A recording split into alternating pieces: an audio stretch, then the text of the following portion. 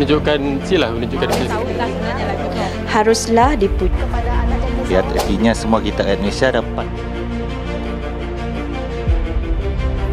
Pendapat aku, pendapat secara individu lah, bagus, boleh dinaik, setuju.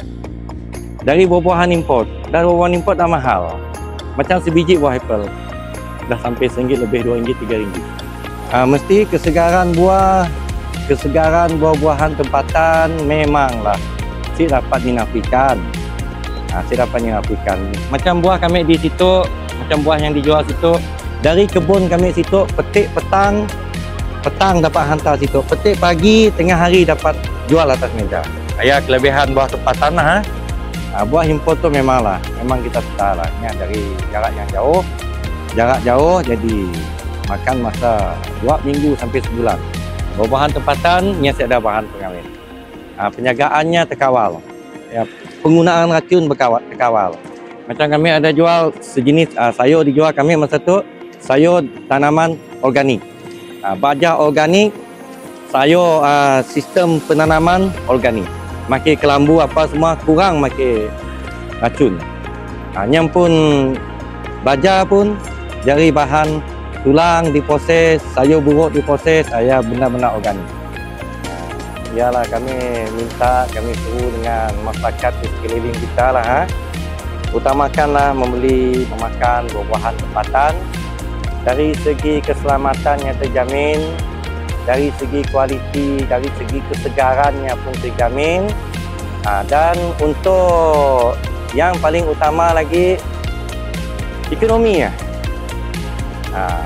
Dalam kebanyakan penjajah ialah saudara mara kita pun, yang si pekebun pun saudara mara kita pun, kita rolling duit, kita beri keuntungan, kita utamakan produk yang dikeluar di kawasan kita pun. Produk tempatan. Supaya ekonomi kita suatu hari semakin bagus. Memang fresh lah. Itu ada kebaikannya sebenarnya. Kita import barang dari luar dan dari dalam.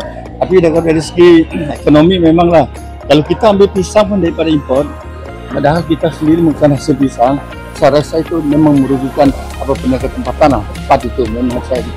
Tapi kalau dari segi apple, anggur dan sebagainya, kita memang tak ada melakukan hasil apple. Kita akan ketemu anggur. We have to do that one also. So in that case, yalah, benda itu memang itulah ada pro ada itu. Membuat pekerja untuk menghasilkan yang lebih produktif lagi lah. Saya agree lah, saya untuk membeli buah tempatan satu daripada memang tidak mengandungi bahan kimia, tidak diawet. Dia paling 100%. Tapi kalau import memang tetap ada bahan kimia.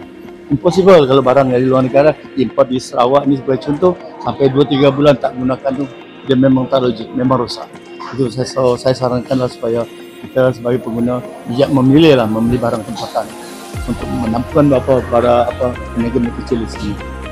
Saya pun pada awalnya risau bila dengar cukai naik, tapi bila saya faham yang ia hanya melibatkan perkhidmatan tertentu, saya rasa lebih yakin barang-barang keperluan harian kami termasuk buah-buahan tak terjejas.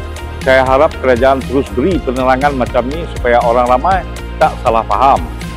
InsyaAllah saya balik ni, saya akan menerangkan kepada penduduk kampung ataupun komuniti-komuniti yang ada di kampung supaya